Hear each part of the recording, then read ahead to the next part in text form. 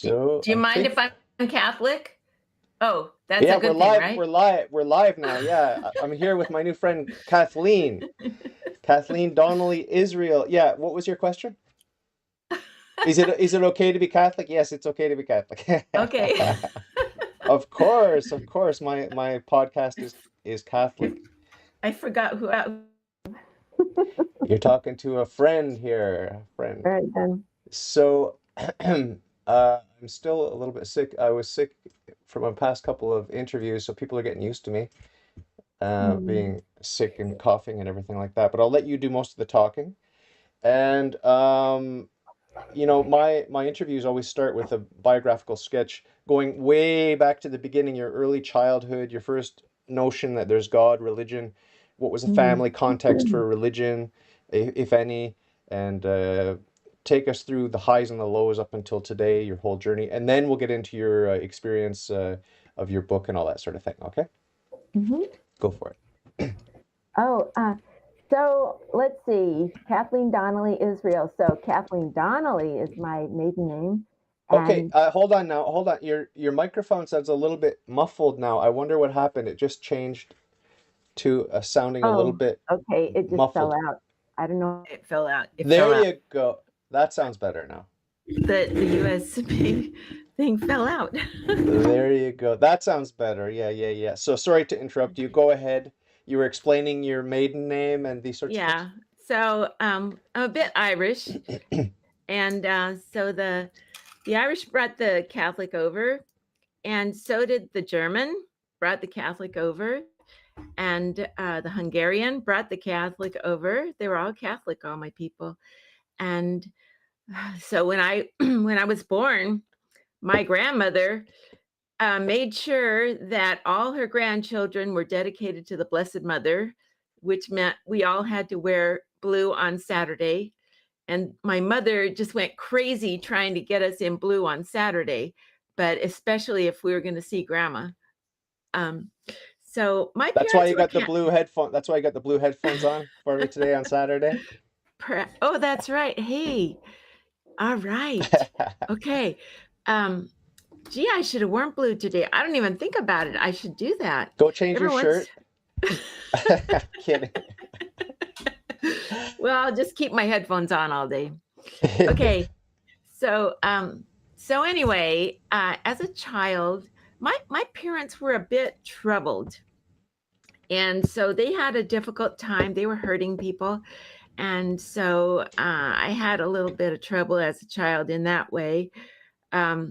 So, I mean, my father was an rageaholic child molester. Oh. Yeah. And so my mother loved him more than anything. And so she just allowed that.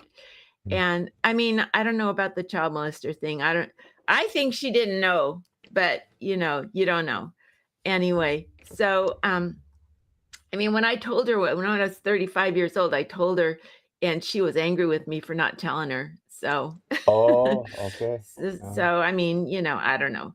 Sometimes we know stuff, but we don't want to consciously know it, but we subconsciously know it. That's tricky stuff. It's very tricky. Yeah, psychological. she had to not. She had 6 kids, and they were all cesareans, and she had like the Grand Canyon in her stomach, and so maybe, and they kept telling her not to have any more kids, and then she kept having kids, and so that may have added to it, I don't know, but anyway, it's over now. So anyway, I grew up. We went to Catholic school, and as a matter of fact, I go to Blessed Sacrament Church right now in San Diego, and that's where I made my first communion. Oh, no. And yeah, and then we went away to St. Pat's. But anyway, my grandmothers were very Catholic. They went to confession every week, and they, went to Mass every day. And I go to Mass every day now too, but I didn't before. So I'm wondering if my grandmothers went to Mass every day when they were raising their kids. I don't know. So anyway, oh, my grandmothers, like my grandma Shaniel, the Hungarian one, I would go over to her house, and, to spend the night, and she would be, they would play pinochle in the evening with my uncle and my aunt, and then right after pinochle, they would say the rosary, and then Aunt Loretta would drive home in her and Uncle Val would go to bed, and we would go to bed. So it was just like a thing. You just say the rosary before you go to bed at night. And my grandma Donnelly, when I would go over there, she was saying the rosary a lot. But in the evening, we would kneel in front of the blessed, anyway, the Sacred Heart picture, Okay. and she told me, "I like to go to headquarters for my prayers." So that's why we and, she would, like, fall asleep while she was praying and then wake up and pray some more and fall asleep. It was so cute. Anyway, those are fond memories of mine, and I remember in my grandma's Donnelly's house, there was a picture of Jesus overlooking Jerusalem up on a hill. He was sitting there looking at Jerusalem. And I just love that picture. And when she was when she got old, she asked me what I wanted from her house. And I told her that's what I wanted. So I have it here in my house. So it's really nice. I know. Nice. Is that when Anyway, Jesus wept? Is it when he wept? wept. Maybe he doesn't look like he's crying, but No? it's hard to tell.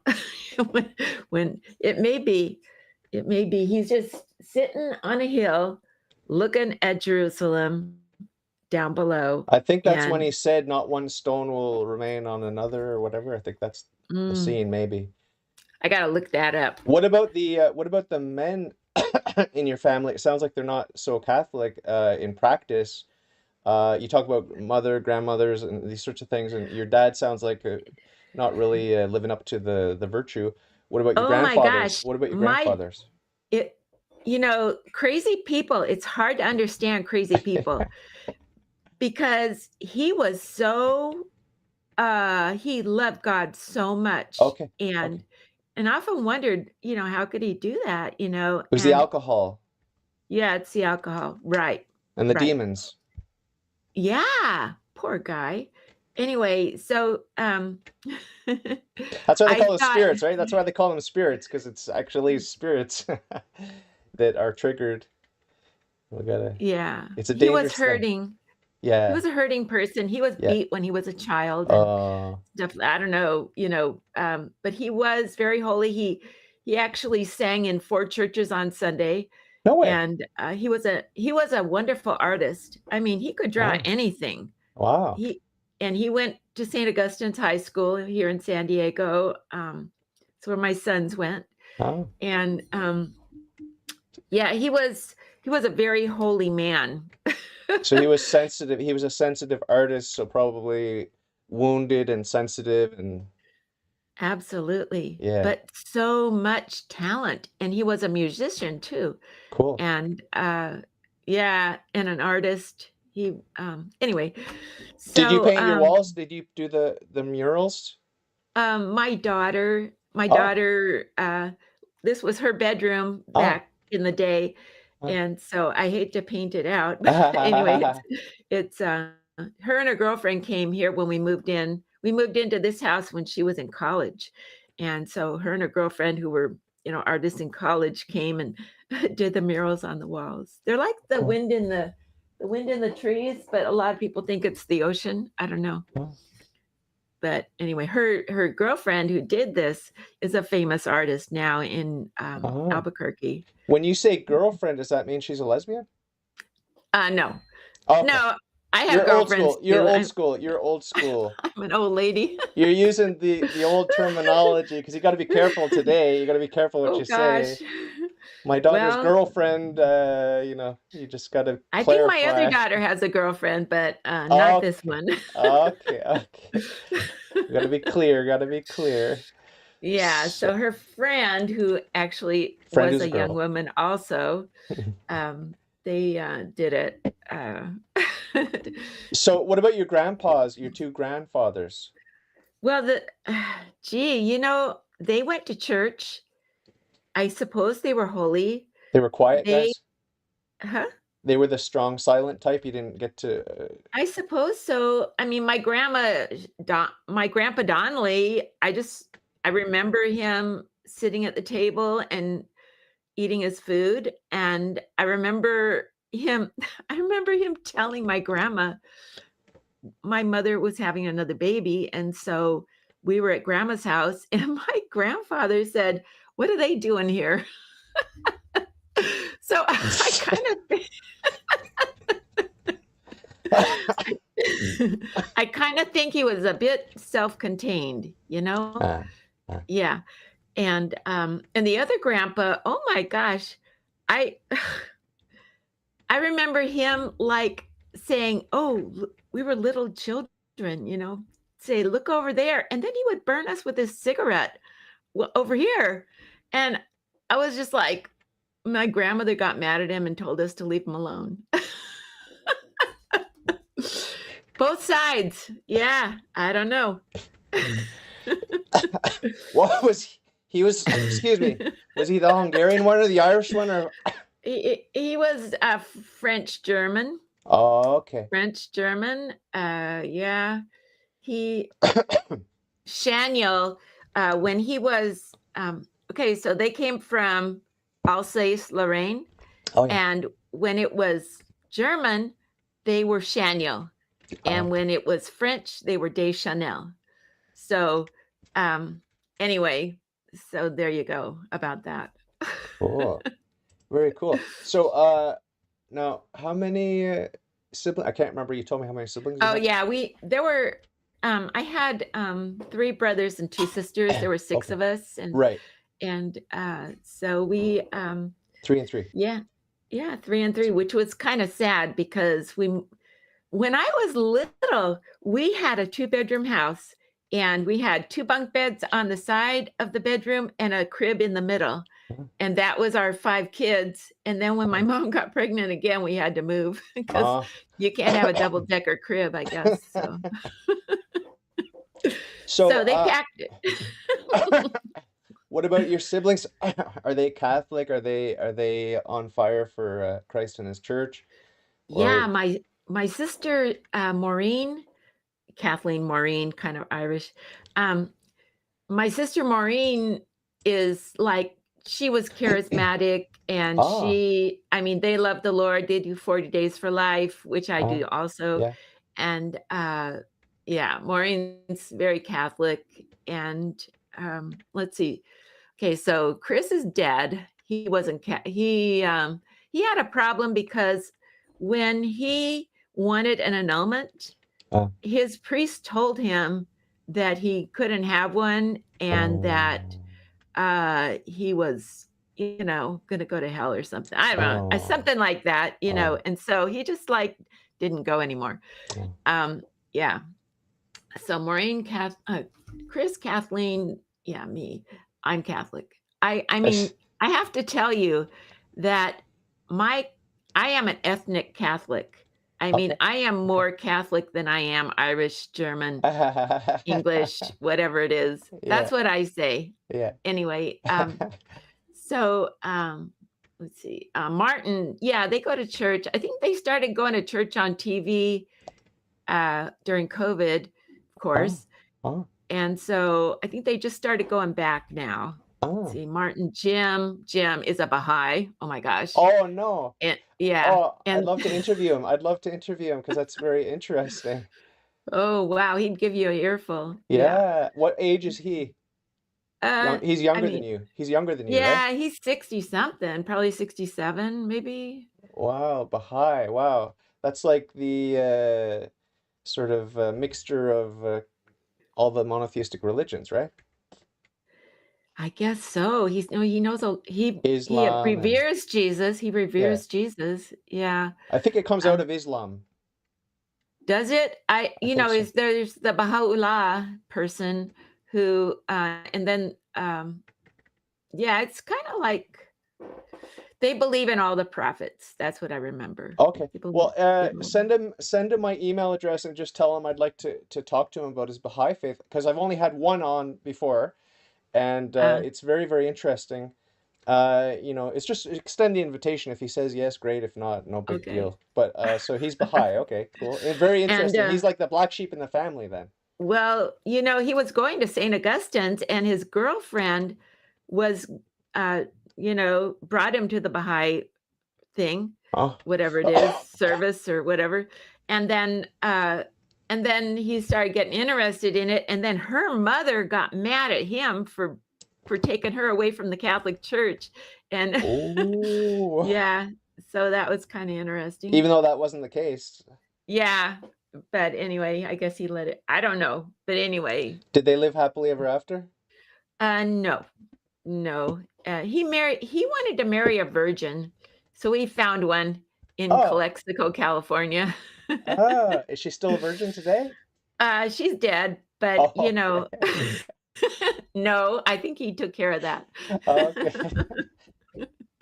So, yeah, that, and then Susie had, I think she's Catholic now still. I mean, of course she is Catholic, but I think she's still practicing. I really don't know because she moved to Alaska. And before she moved to Alaska, she was like singing every Sunday at church, with the guitars and everything. So I guess I should ask her. I asked her, she sent me a picture of a church, a postcard of the church near them, but I think it's just, I don't know, it's a little chapel. And I asked her if that's where she goes to church, and she said no. So maybe she goes to church somewhere else. Well, if you want to find out all about her, just get her to come on my podcast, and I'll interview her, and you can learn all about her faith. Okay. Well, I'll just let everybody know that you need to talk to Catholics, or maybe not. Anybody. But I'll do all of the 6 kids. But is your family name Israel? Is that your family name? I married Ron Israel. So sorry. So you're Donnelly. That's what you were telling me at the beginning of this. You're Donnelly. Of course. And then I married Ron Israel, who was Catholic. Okay. And he's gone now too. Oh. But poor guy. I mean, it's probably better. He had Parkinson's disease, so my grandma had that. Yeah, it's hard to die, Yeah, I know. That's what I feel like today. I mean, I'm like dying. I'm dying. Little preparation, just a little hint of what's to come, I guess. Oh yeah. So I'm talking about my childhood. When Ron was gonna die, I prepared him for death. Oh. I got him the priest came in, and you put the pillow on his face, and I'm just kidding. Well, I didn't think of that. Was there a big insurance policy? How crazy! Yeah, I've been having fun. I went to the Camino because I had money. Yeah. We're gonna get to that juicy story. But your journey so far. I'm getting a lot of details, but I'm wondering if you had highs and lows in terms of your faith. Like, did you fall away? Did you ever become an atheist or anything like that? No, because in my childhood, the church was a safe place. My house was not the safe place, and so I never went away. I always loved my faith. I mean, I just did. I know there were people. I mean, a lot of the people that were in my 8th grade, my grammar school, I just had a 60th reunion from 8th grade. Wow. I know. Amazing. How many were you? There were 14 of us. Wow, there, that's amazing. Out of 52, I think. But there were only 2 of us that were still practicing Catholics. And lot of hurt from the church. But you know what? My house was more hurty than the church. So anyway, I was there, and really some awful things happen at church, but I was kind of used to adults doing the wrong thing. So anyway, that's the way it was.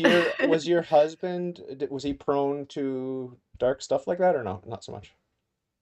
No, he was a holy man, my husband. Okay. We were a team couple for marriage.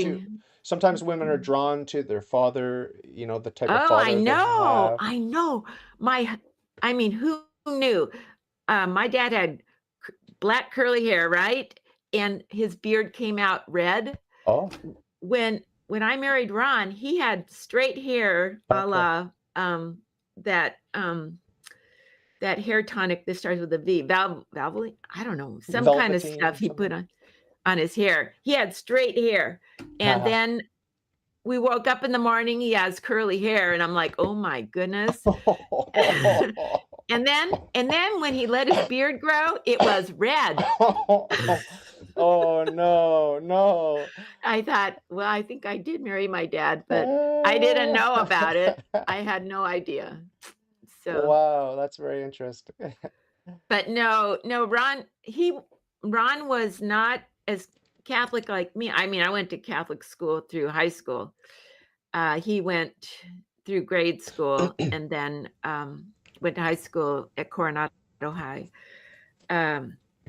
But I remember when I went on a search when I was in high school, and so I had some really deep feelings about God at when I met Ron, and it was so funny. I just thought I was more holy than he was. That's what I thought, and so we were when I first met him, and then we went to church together, and I put my little pinky finger over his pinky finger in church, and he went like this, like he pulled away from me, like, "What are you doing in church here?" Uh-huh, Like he didn't think you should be uh-huh. loving on somebody in church. Oh, wow, wow. Yeah, so I mean, he had his ideas, and he was very, um, Particular. but yeah, he was particular. But after we got married, I mean, his philosophy was, if you're awake and ready to go for 7 o'clock in the morning mass on Sunday, we'll go to mass. But if you're not ready to go, we're not going to mass. Okay. So they didn't go to Okay. mass a lot. Like my Uh, family went every Sunday.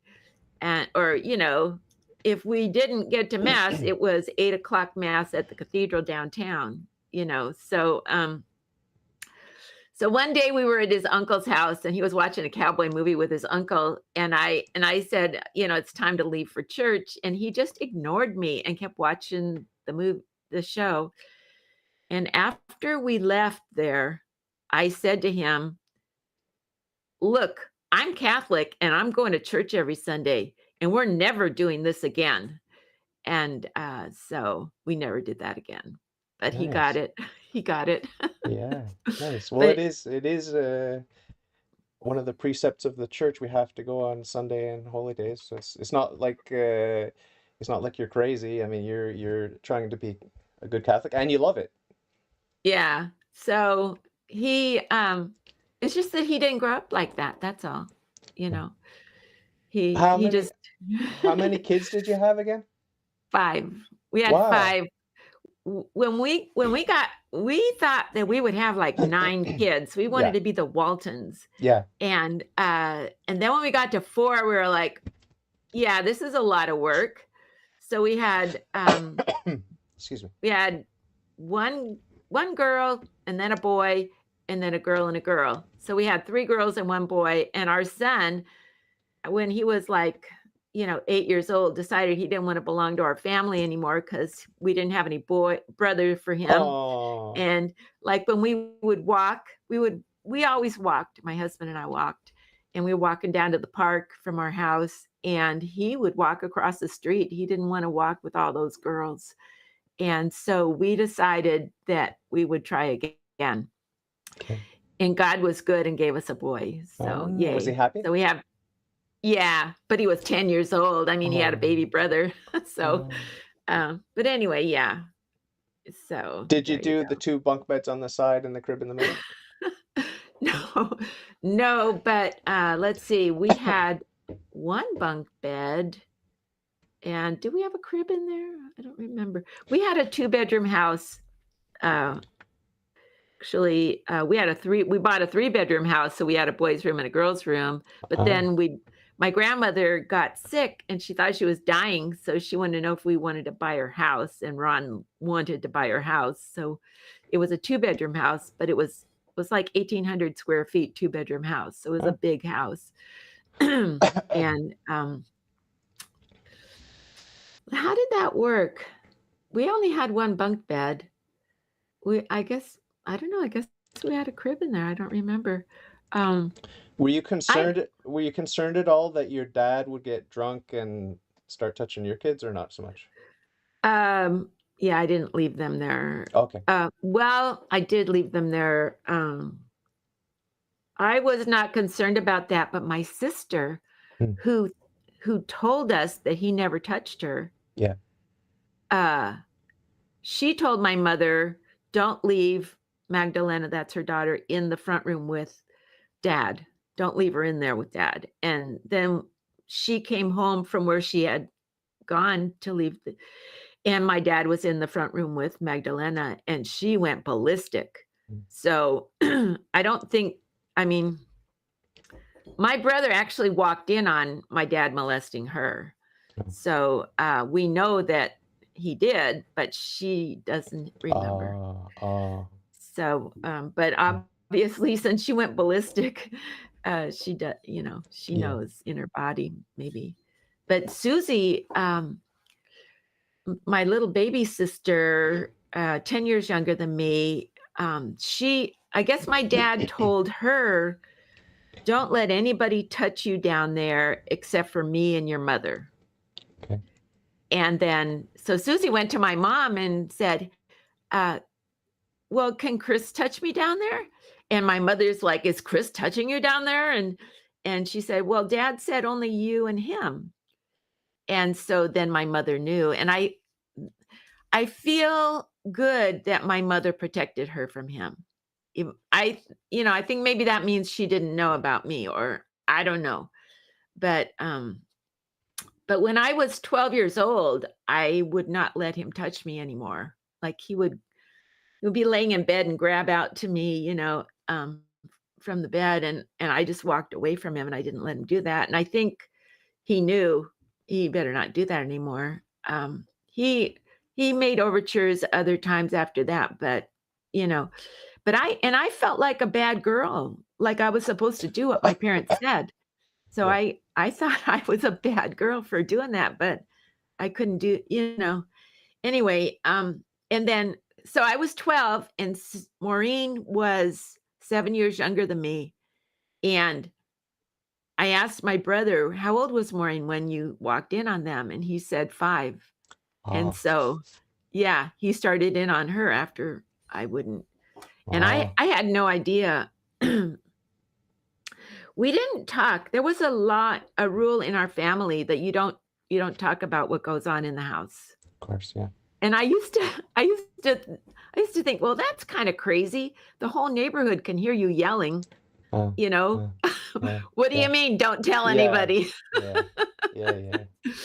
So, well, anyway, It's not supposed to make sense, it's not supposed to make sense. Like, this is how Satan works. He's just, contrary and absurd and crazy and chaos, and that's how Satan works in the world, and well, he we sent me fall for right it. to the church, Satan did.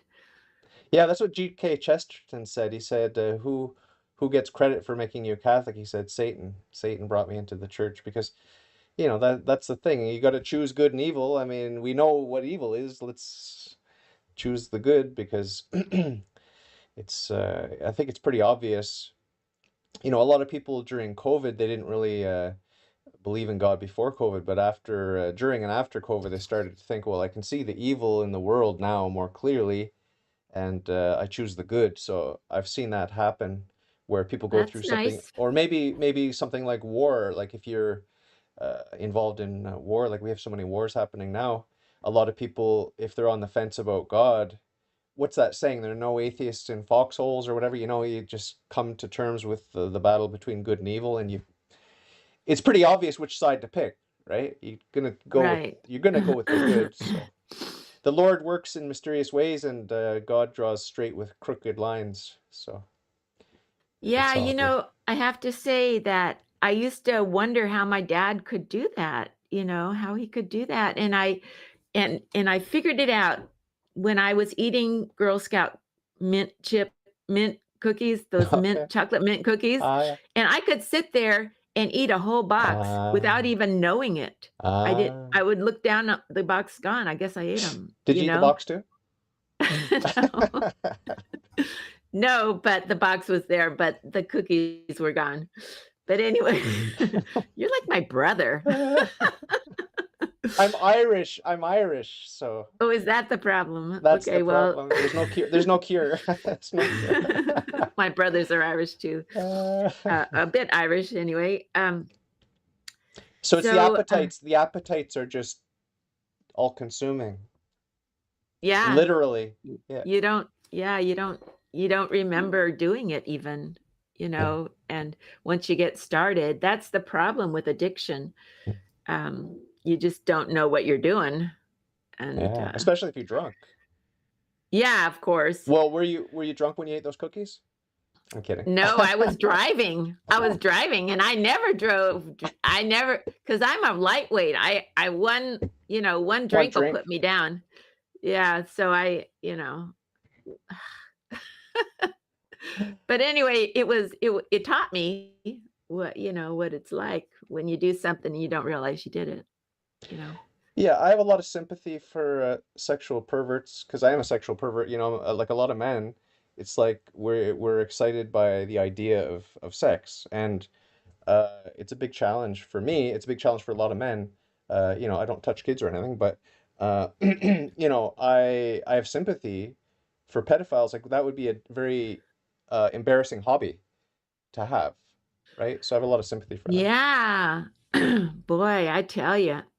But you know what I found for myself is I got into anything that will take you away from your consciousness, then the devil can get in. Okay. Like yeah. So I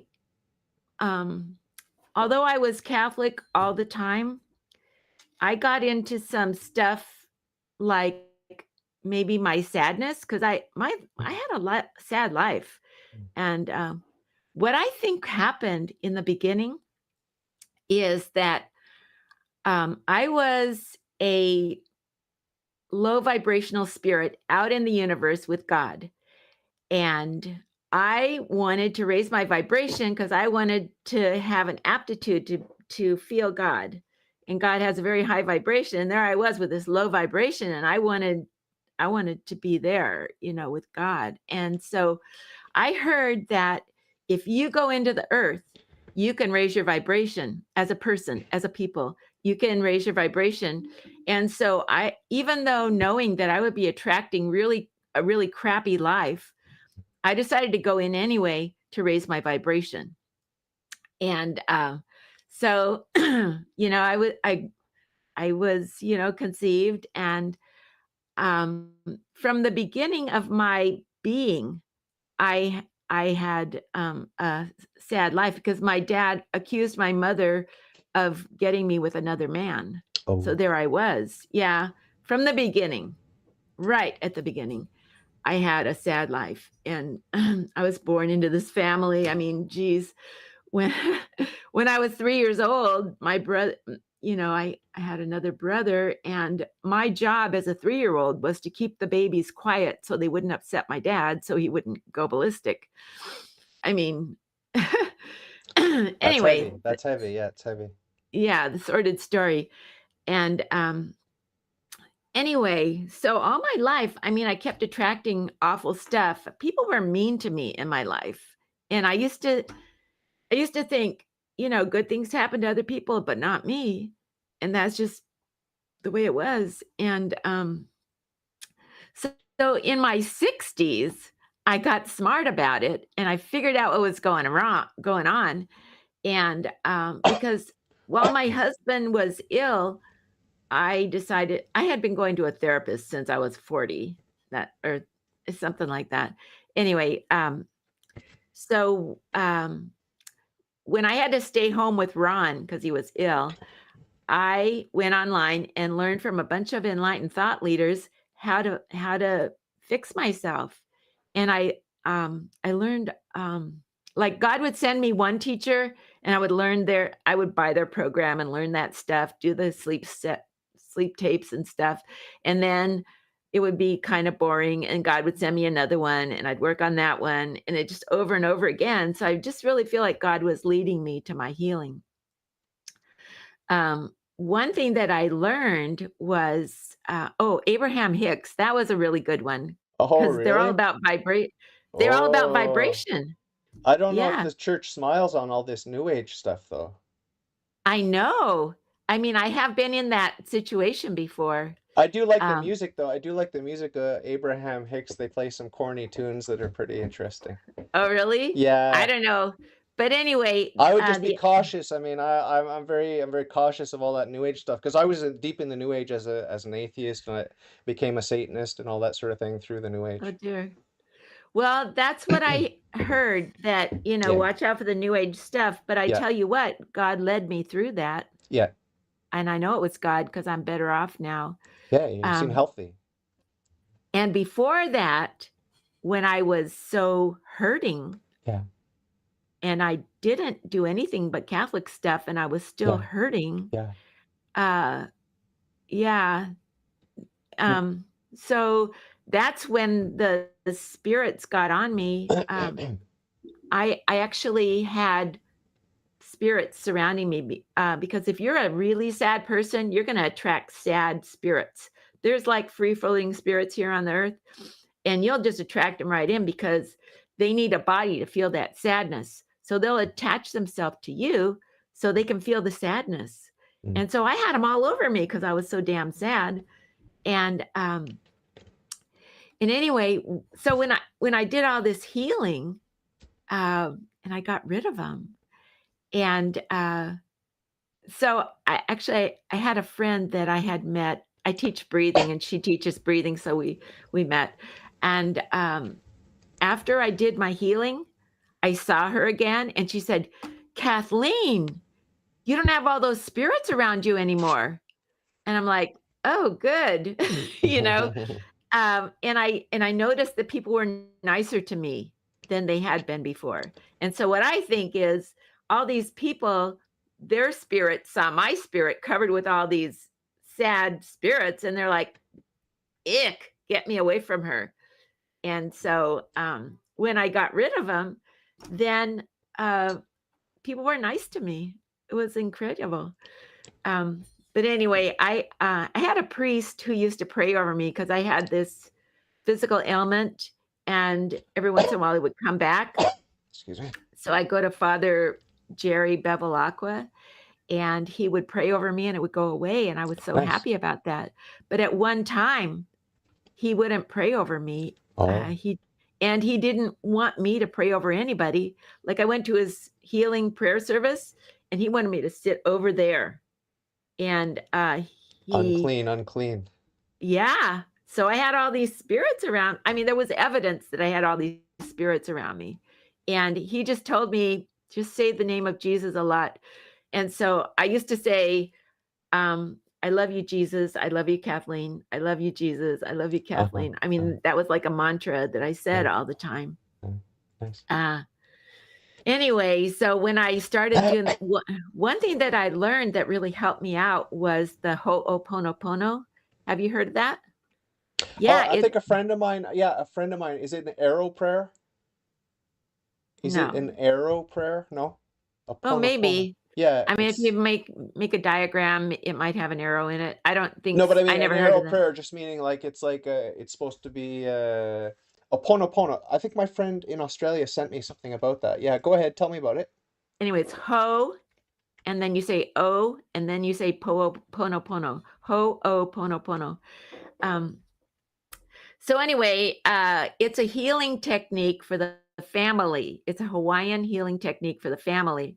And what you do is, and it like loosens our binds to the people that are ruining our life. So it Ah, loosens us from the evil. yeah, And so, I see Dr. Hugh Len and Joe yeah, Vitale. yeah. Yeah, this is my friend in Australia, Matthew Bates. I'll give a shout out, excuse me, to him. So, yeah, interesting, very interesting. I knew that rung a bell. So he's Catholic. He seems to like it. So Oh, maybe you're onto something here. So yeah, continue. Sorry. okay. So You just use it. I mean, you can use it with the other person, or you can just say it all by yourself. You don't have to do it with the other person, and it still works. And it's like a miracle.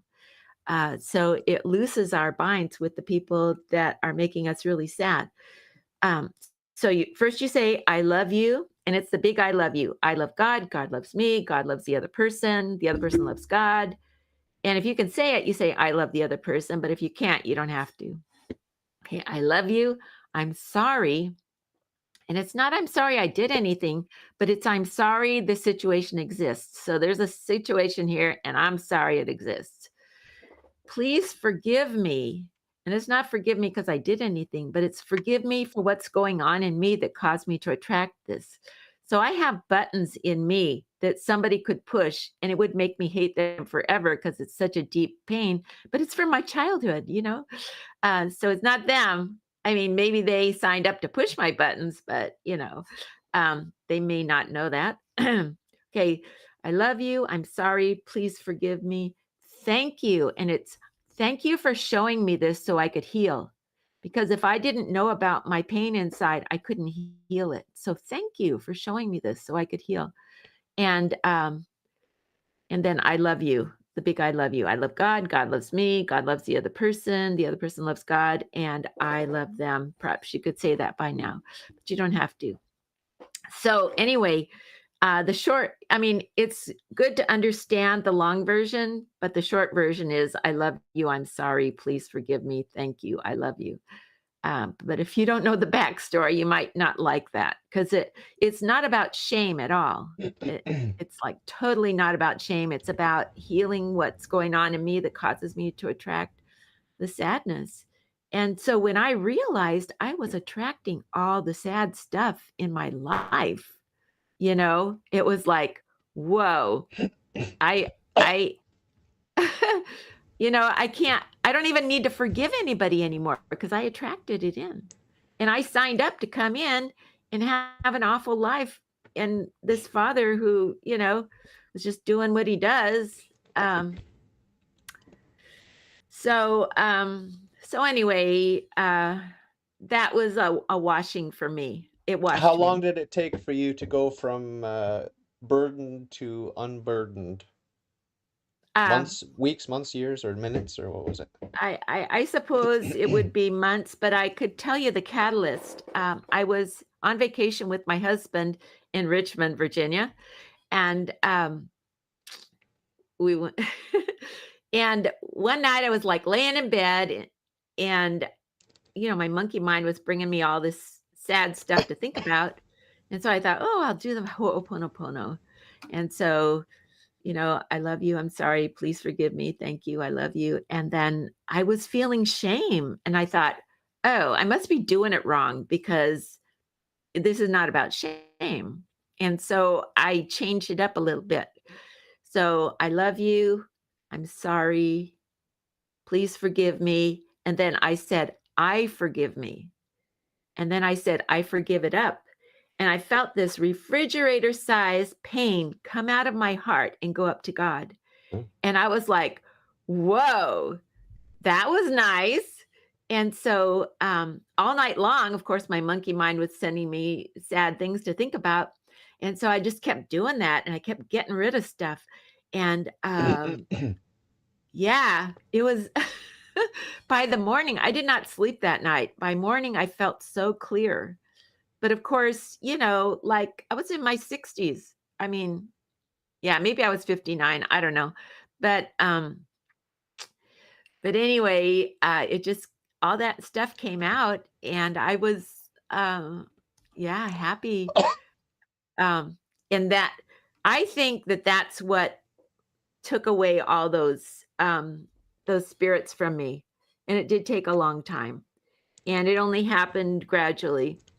And the thing is that you got to know that if you've been if you've been thinking sad things all your life, it's going to take a while to get all that out because, well, I hate to say it, but what Abraham Hicks says is that what's going on with you right now is evidence of what you've been bringing in all this time.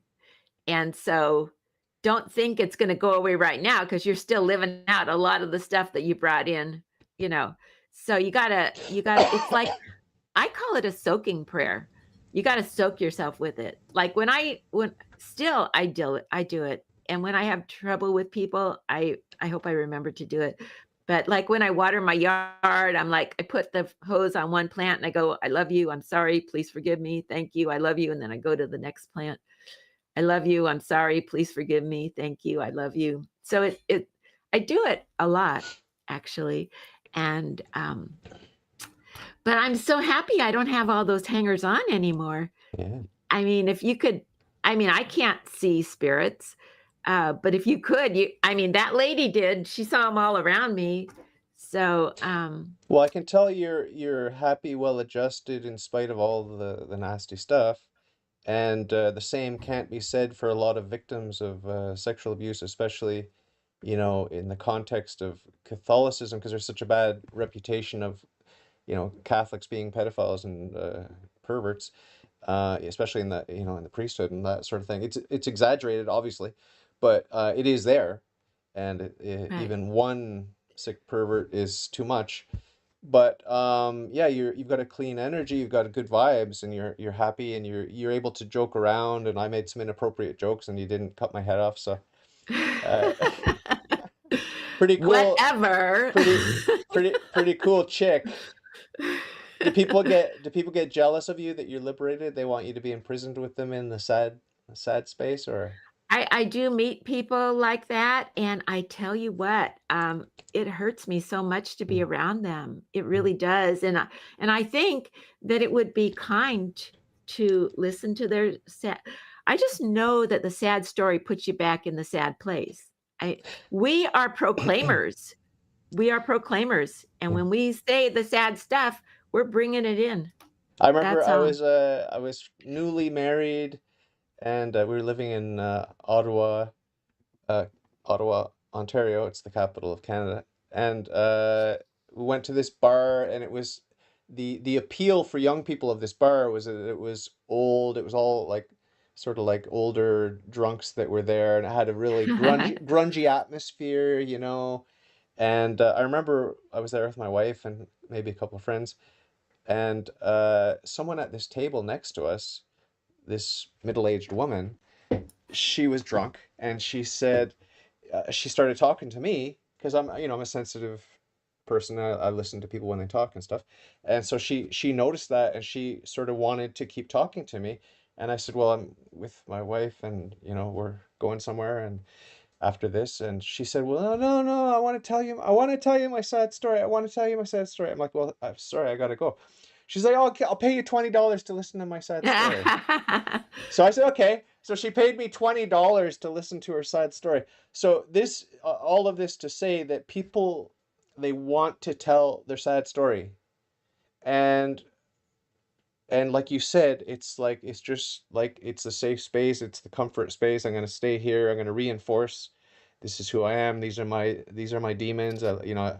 I like having my demons around me because that's what I know, right? Let's keep this dark energy around me because that's what I know. And we have to be better than that. We have to move on from that, and say no to the dark energy, and stop telling your sad Yeah. story. Stop telling your sad story. Stop telling it to others, but more importantly, stop telling it to yourself. That's why the Ho'oponopono is so powerful because it looses those binds, and we don't have to. I mean, I came in here to raise my vibration, and I just didn't know what was going on. I didn't know. I mean, I always told my sad story. One of my friends, I was in a prayer group, and she said, "Why don't you make up a better story?" And I said, "Well, that wouldn't be true." I mean, I thought it was important to tell the truth, and really, I it was hard for me in my life because I could never be wrong. Ah, Because if I was wrong about anything, I could be wrong about my dad molested me. oh, And so it was I didn't realize what I was doing, but my family has told me, "Mom, you just always have to be right." Oh, And the thing is, I didn't talk a lot, and I only talked when I knew I was right. And oh, I kept quiet the rest of the time because I wasn't sure, and I never was wrong because I always made sure I was right. wow. So But you're not so like that that now. You're not like that now. yeah, I guess so. I don't know. Oh, yeah. So I learned something else. Um, like I came in here to raise my vibration, and I honor myself as a valiant spirit who came in here even knowing that I was going to experience a sad life. I knew that in the beginning, and I came in anyway. So I honor myself as a valiant spirit. So when anything goes wrong, if I'm wrong or anything, I just I think, well, good for you, Kathleen. You came in here, you were out, you're out there. Like I could stay home and be right all the time. But if I go out there in the world, I could be wrong. I could do the wrong thing. I could whatever.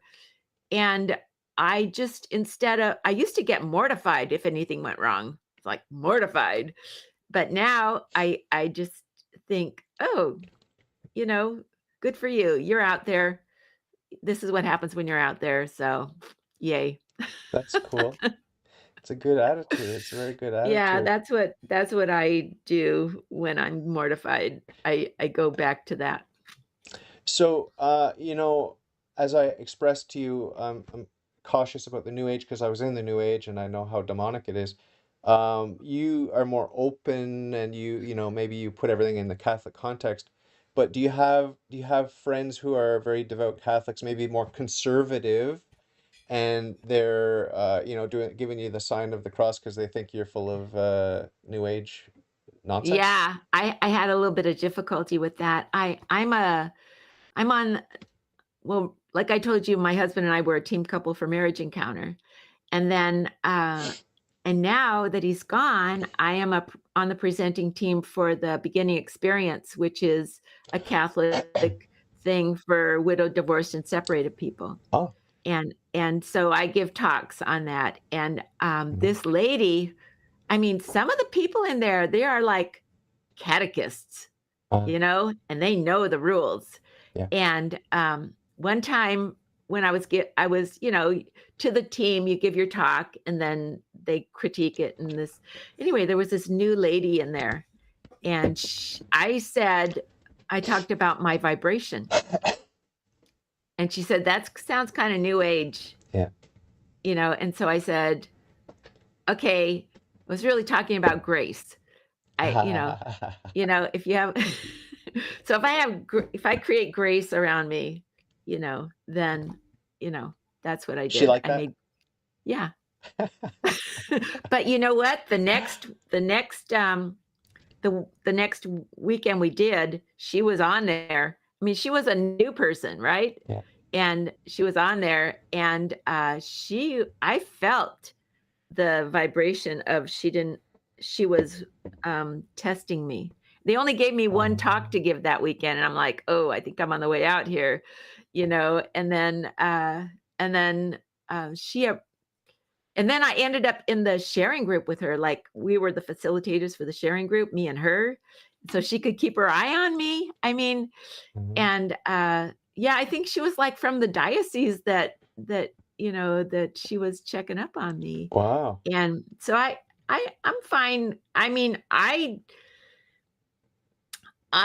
don't teach anything that I think is not okay, but I do believe that God brought me to my healing.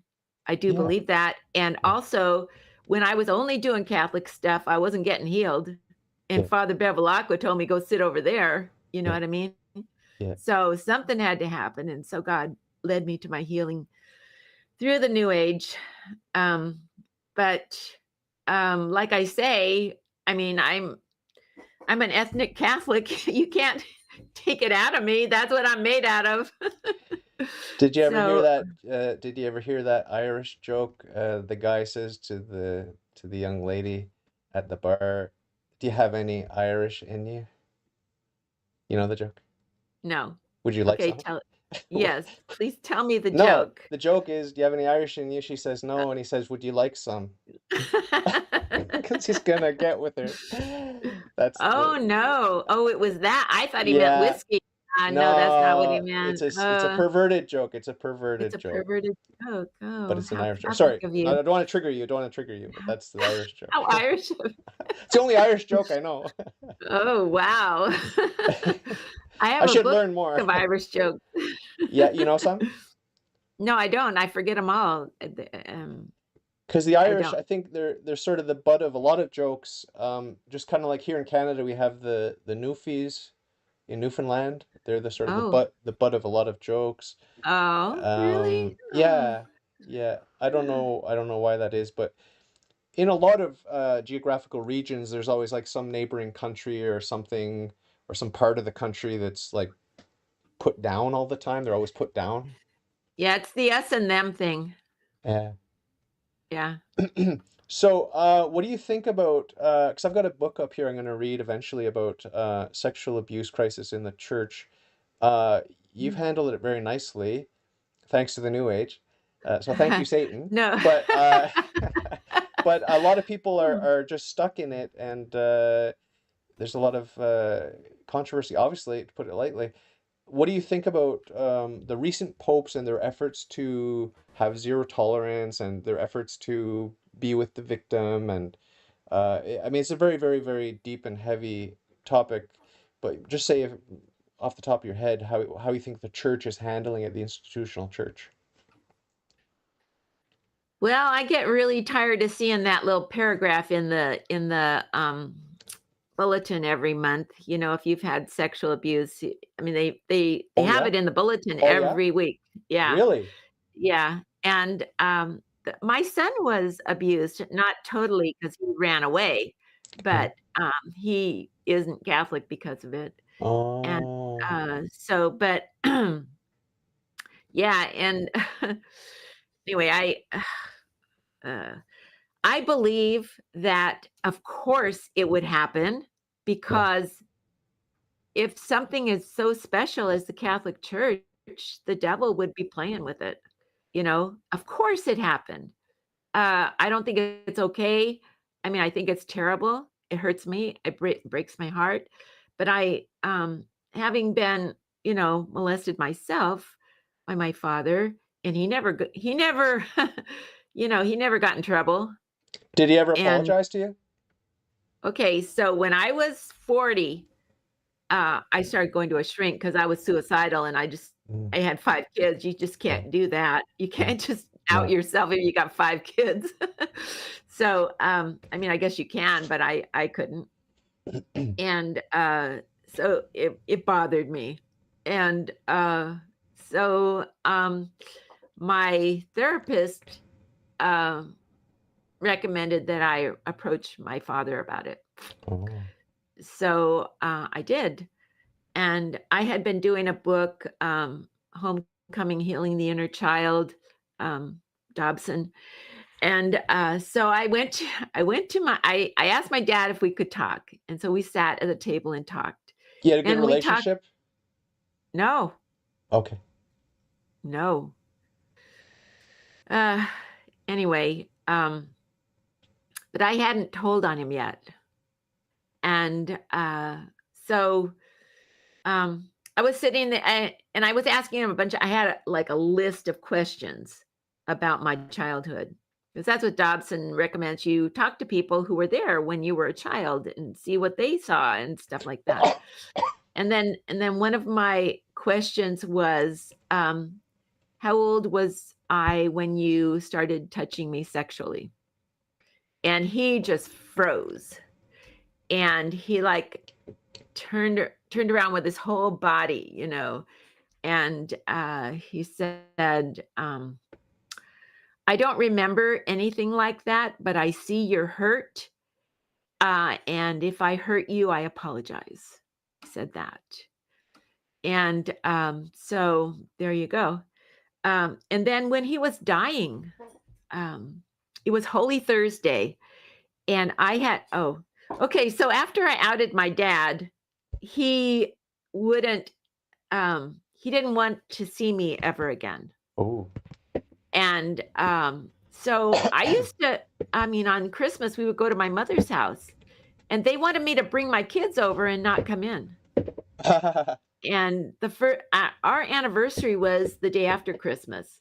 So usually what we did was we went to my mom and dad's for Christmas, and then we would leave the kids there and go and have a little honeymoon ourselves, And then so they didn't want me to come in.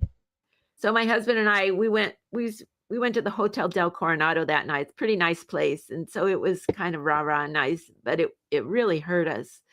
And so I'm like losing my mind. I can't even think. So what was I talking about? We're talking about how you confronted your dad. Oh, He didn't want yeah. to see you again. And Yeah, he gave you a so conditional apology, like some sort of vague conditional yeah, apology. If I hurt you, I'm sorry, or something. yeah. So I never went over there again after that. Wow. We dropped my kids off for Christmas and then we left.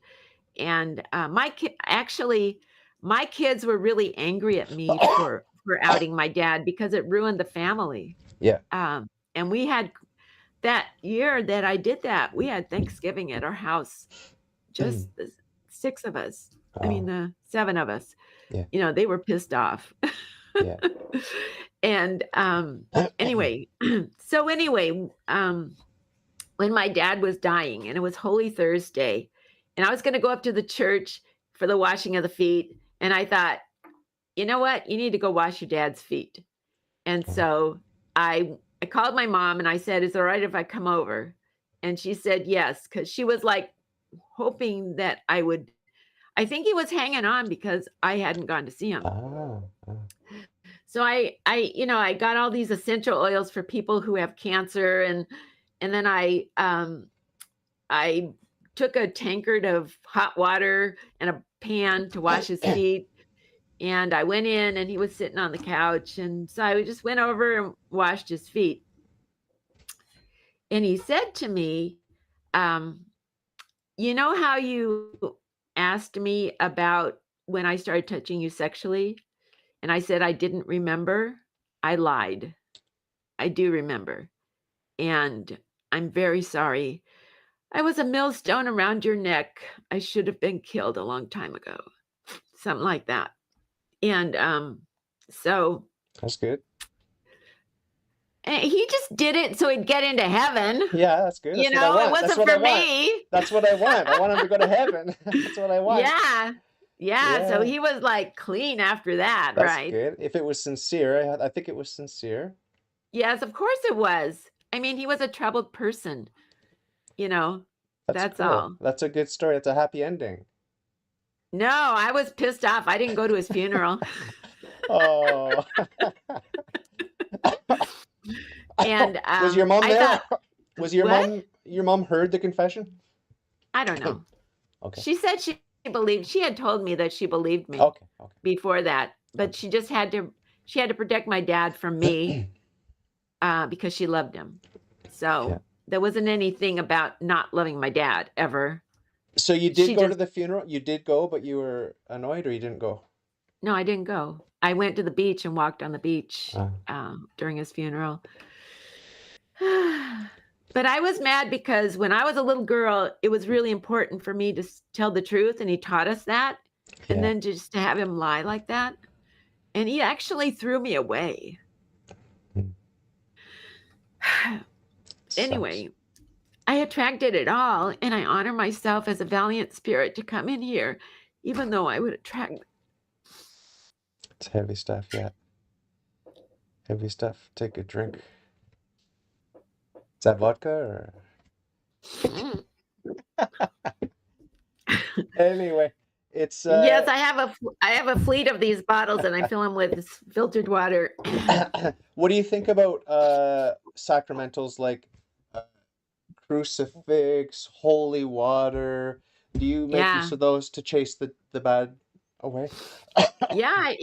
I used to, I guess I forgot about that, but I do have holy water in my house and I did used to sprinkle it around. I mean, Yeah, I had the baptism of the Holy Spirit when I was like in my 30s or something, nice. and I speak in tongues and No way. yeah, oh my gosh, speaking in tongues is the greatest thing. You like get in your car and you start speaking in tongues and you get green lights all the way. It's amazing. Really, it works.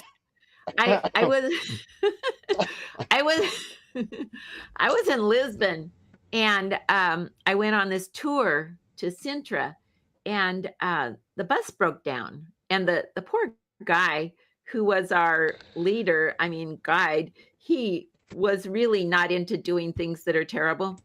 So fixing the bus was terrible. And so I was like trying different forms of prayer. Um, so I said the rosary and I prayed in tongues and what else I some other kind of prayer I was using, but you know what, when I prayed in tongues he got more progress on the what he was doing, so I figure praying in tongues is very powerful. Mhm. Well, I was gonna say with those green lights, I think it might be attributed not to the tongues, but to all those Girl Guide cookies that you're eating. That's Well, mint is green, so yeah, and Girl Scouts are green. excuse me. I've got all kinds of crap in my lungs here. Pray Oh. for me. But my friend in the new in the my friend in the live chat, Matt, he says that Irish women are more spiritual than monks. So he's just joined the video here to watch, Uh. and I told him go back and watch the whole thing because there's a very interesting lady here. So I'm sorry, I made you laugh, I made you cry. What else can I do? What else can Well, I do? I mean, are we almost done or are We're we gonna keep almost going done. Yeah, from we're almost done. But let's talk about your book. I'm going to put the cover of your book yeah. on the screen here. Oh, you haven't Wisdom of the thank Camino. I've got a graphic on the screen. You can't see it, but my watchers can see it. Kathleen okay. Donnelly, Israel. So talk a little bit about it, and we'll wrap things up because I got to go hang out with my wife here. Yeah, so yeah, I I walked the Camino Santiago de Compostela. I was 69 years old. I had my 70th birthday Uh-huh. on the Camino. And so I I learned all kinds of healing stuff while my husband was sick with Parkinson's disease, and I just was studying. And then and then when I got home, I thought you got to write the book, and I was reluctant to be teachy. So I remembered I told all the people on the Camino about the things that I wanted to write my book about. So I wrote my book about walking the Camino and telling people those things. So Ah, it's got all my teachings in it, but it's a wonderful story. I enjoyed writing that book so much and going over all those memories. Oh my gosh, it was like I have to tell you, I asked my cousin, uh, she listened to it. She was my first listener, and I said, "Is anybody going to want to read this?" And she said, "Kathleen, I have a big smile on my face listening to you, so it'll make you smile." yeah. Well, you make me And smile. Everything you say, it's anyway, wonderful. Wisdom on the Camino, a spiritual journey sharing forgiveness and possibilities to inspire the rest of your life. And I really do believe that. Um, and I have to tell you, I have a gift with purchase for my readers. In my book, across from the table of contents, it says read this first. Nobody sees it because it's small. But anyway, read this first. And then 'cause people told me I shared my trip with my friends on Facebook and they saw my pictures and they were like, you have to put your pictures in your book. And I thought, well, then it'll be $50 and nobody will buy it. So I made a website with portfolios and galleries and stuff like that. Oh my gosh, that was terrible that I did. That was awful. Took me a year. Uh, Oh, and anyway, so you have to double opt in, but you can, while you're reading chapter one, you can see the pictures from chapter one, chapter two. So oh, you okay. go, you can opt in to see my pictures I in see. my book. Oh, interesting. Okay, okay. So in the show notes here, I put a link. Let me just confirm what it is. Okay, the link I put was your Amazon. Is that a good Yeah, link? Is my that a good link to Amazon, but put? yeah, my website, wisdomonthecamino.com, there's a link there too to buy the book. Okay. If you get the Kindle edition, just read it or page through it or something, because I get paid per page. They don't pay me when you buy the book. They pay Oh, me for each really? page. Yeah. So if you buy I mean, it's got a killer cover. The cover, I had a wonderful cover designer. So if you get the paperback, I get paid right away. But Ah, okay. if you use Kindle or one of those, digital books, Yeah. I get paid per page that you read. Strange. Sad. Strange. Very strange. Yeah, it's like pirating books is what Amazon does. But anyway, Oh, I feel guilty now. I feel guilty because I love my Kindle. I love reading on the Kindle because I can have so yeah, many books on there. yeah, But yeah. Well, yeah, read them or page through them or something. right. Yeah. Yeah, so And if you leave a review. I really, that really helps. appreciate reviews. Oh yeah. Mhm. If you Right. like it. If you don't like it, I'm don't give me a sure I'm review. sure everyone will like it. I put a link to your wisdom on the camino.com in the show Mhm. notes too. Oh, So thank you. people are going to check it out. So this is the first of many interviews I'm going to do with you, many chats I'm going to do with you. I hope, because I hope you come back. Well, when I finished the Portuguese book, so I walked the French way, and I did this Oh, book. So awesome. in 21, I walked the Camino Português, and No like way. next year I'm going to walk the Camino del Norte, Which is the northern coast of Spain. okay. Basque country. So at first, the French way is from Saint-Jean-Pied-de-Port in France over the Pyrenees onto Santiago.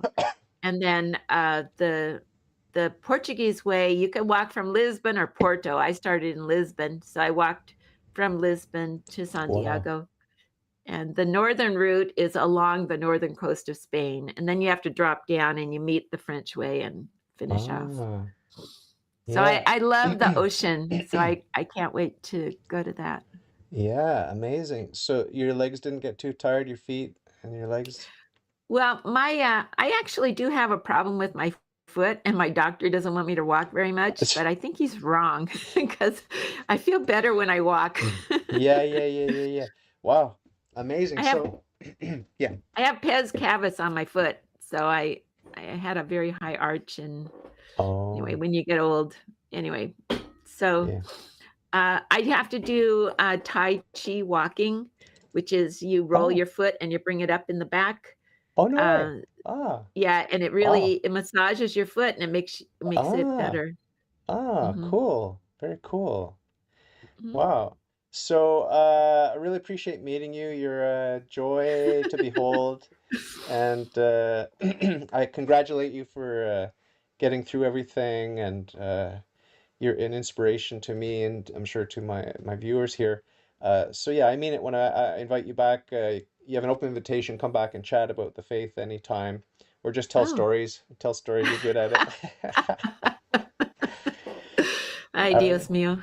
and I hope you'll pray for me and mine. I enroll each and every one of my guests in a perpetual mass. So you're getting the graces of the mass every day. You Well, and your I family. appreciate that. You and your family, and that Oh, my includes parents. family. That Oh, includes yeah. parents living or dead, any children, siblings living or dead. Thank So you. yeah. Thank you. So just remember to pray for me and mine. Add me to your list or whatever you do. Yes, yes, You sir. know. Okay. Yep, I So will. thank you so much. I gotta go because I'm sick and I gotta go hang out with my wife, and we haven't eaten yet today. Oh, dear. So Okay. take Well, good care. I know you're gonna have a wonderful day today. Thank you very much. God bless you, and thanks for taking the time to talk to me. And keep in touch by email or on Podmatch where I met you. Yes. Thank you, dear. Take good care. I love you lots. God We'll talk bless. soon. Goodbye. Bye-bye. God bless.